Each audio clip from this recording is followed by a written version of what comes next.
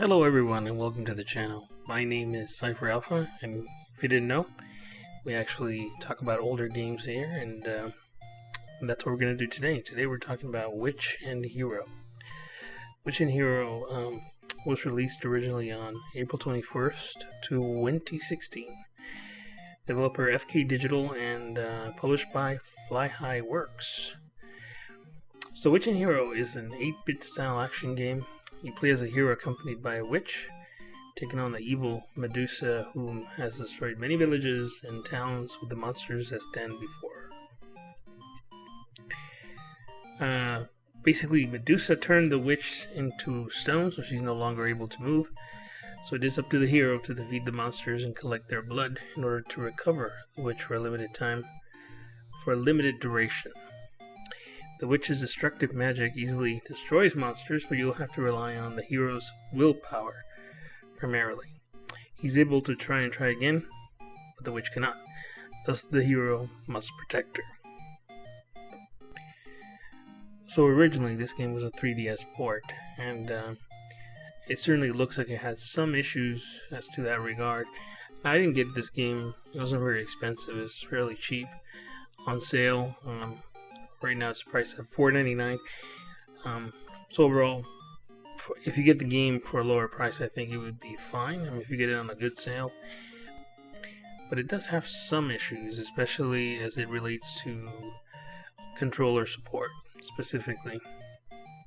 Now, I did try to use an application called Xpadder in order to overcome the controller problems, but it still ran into some issues. Even with the keyboard controls.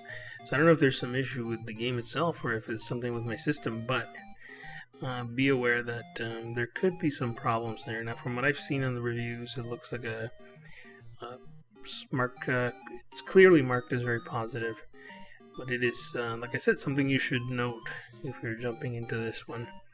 The game certainly does look interesting, and it has a very grindy nature, as you have to go through many levels to acquire level ups. It is a tower defense game,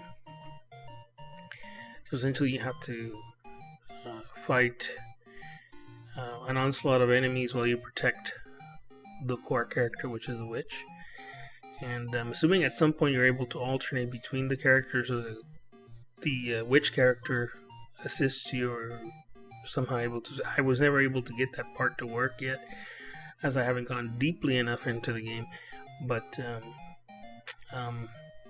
there's certainly good things in the game, but like I said, it is a port, so you may run into problems. So with that said, let's take a quick look at this game and see what it's really all about.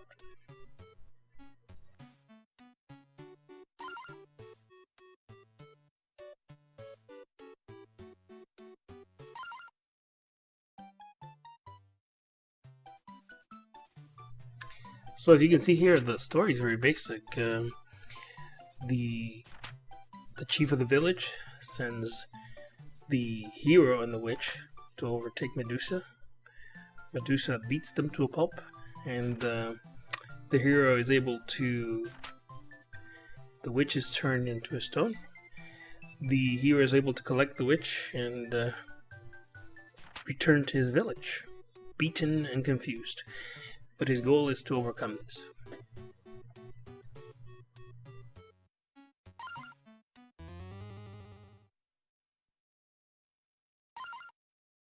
The basic gameplay for this is essentially very simple. You just run into enemies and try to keep them away from the witch. So similar to every basic tower defense game, enemies will come in from random portions of the screen, and you'll have to fend them off as long as you can. And as you start out the game, you'll notice it's you won't have much to fight with, as you'll get knocked off several times. But as you continue with your character, you'll end up leveling up more and more until you make enough purchases and upgrades to make your character more viable. Like I said, I think the game is good for, a basic time waster. Now, mind you, it's not the greatest tower defense game out there, but like I said, for the price, I think it's certainly viable. As long as you're well aware of the controller problems. For instance, after this run, I kind of ran into some issues with data files actually dropping out the controller support for some reason. As I said, I'm not aware if there's some kind of system-related issue specific to my configuration, but it is something that you certainly need to consider prior to making a purchase on this. As I said, the game is very cheap, so either way you go, you kind of take a risk, but it's a measured risk.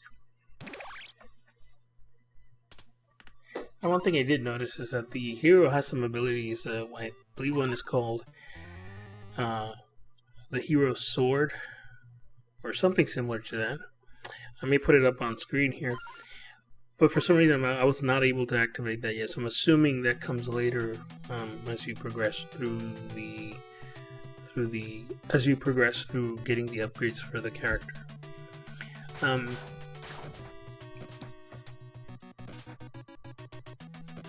Now, some people on the community forums were mentioning they were having some problems with the configuration itself, even to get it to just basically run properly. I did manage to get all the controls properly mapped to my Logitech gamepad, and as far as I know, here are the controls that are listed on the game, insofar as the settings themselves. And like I said, some of them were not working properly, so you have to kind of tweak and get things right before you actually even really attempt going at this game. And I may try to do a longer run, but I have to say it's been problematic. So that's the only warning I can give to this game. Make sure you get it cheap, and I think you probably won't go wrong with it, especially if you're into tower defense games. Now, what actually prompted me to buy this game was the pixel animation style. It's something that always interested me, and I think it's I think this is one of the things where they excel at. I mean, it's very well done. It doesn't look horrible, and as I said, for the price, you could do worse.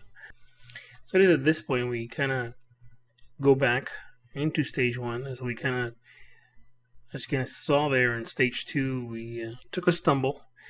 And so essentially we have to grind until we get the character leveled enough to take on further stages. So as I mentioned earlier, the game has a very grindy nature to it. And if you read some of the forum comments and reviews, this is clearly the feeling you'll get.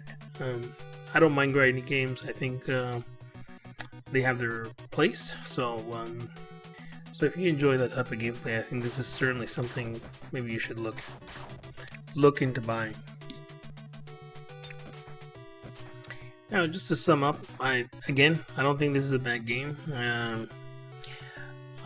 I didn't give it flying high marks because, like I said, the controller issues did put a damper on things for me because I spent quite a bit of time trying to configure some things. Your best bet is probably just to use a keyboard and just get familiar with the controls. It's a very chill game. I certainly would recommend it to some people. And I think we're going to leave it at that. I want to thank you for watching. And I will catch you on the next one. Cypher Alpha, I'm out of here.